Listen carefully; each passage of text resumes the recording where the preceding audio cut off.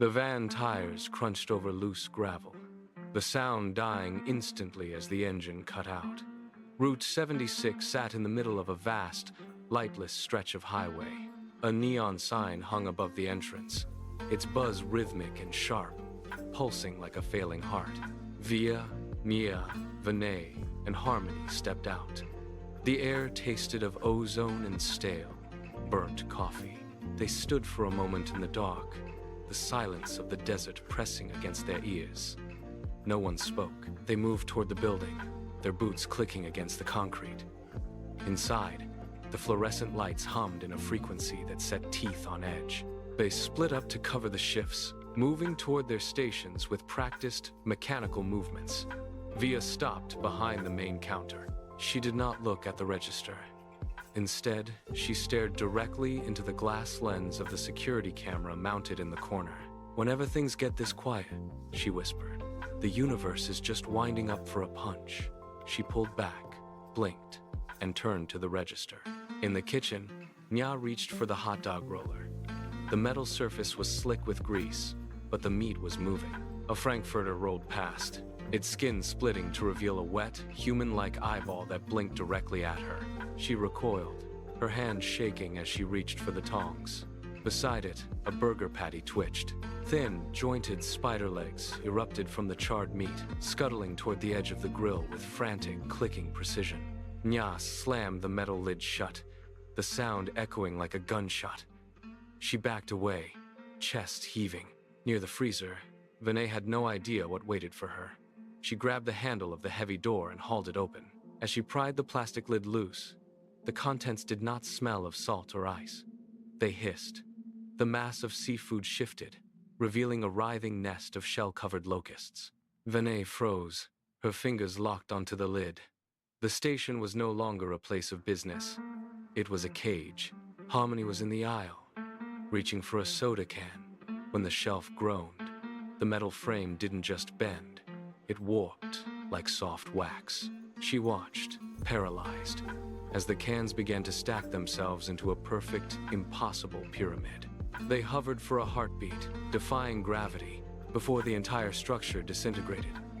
The cans turned to fine, gray dust that drifted to the floor in a silent, suffocating cloud. Harmony backed away, her boots kicking up the powder. She turned and sprinted toward the front entrance. Via, Nya, and Vinay were already there, their faces drained of color, eyes wide with the realization that the walls were no longer solid. Nya dropped the tongs she had been clutching, the metal clattering against the floor. Vinay slammed the freezer door shut one last time. They reached the glass door, shoved it open, and stumbled out into the night air.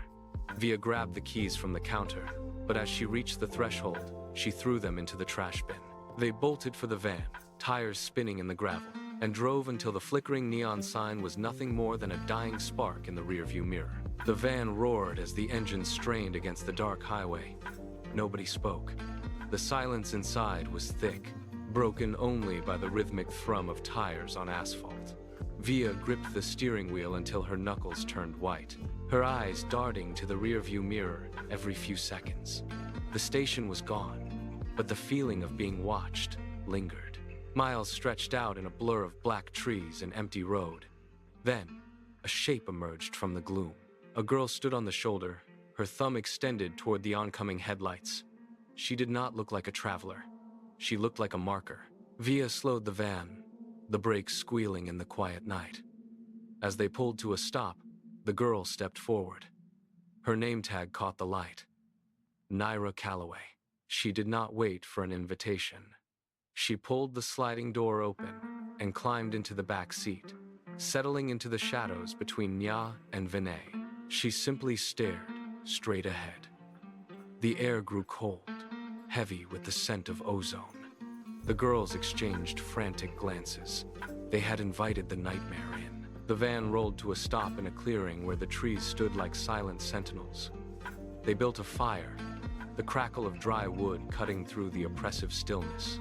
They shared canned beans, the metallic taste grounding them in a reality that felt increasingly fragile. Sparks drifted upward, vanishing into the dark canopy above. The chaos of the gas station seemed a world away. Yet the presence of Naira Calloway remained a cold weight in the periphery of their vision. She sat motionless, watching the flames with a gaze that never flickered. One by one, the exhaustion of the day pulled them down. They crawled into their sleeping bags, the firelight dimming to a low, pulsing ember. Sleep claimed them, heavy and absolute. But the silence of the clearing was not empty. It waited, watching them, as the shadows stretched long and thin.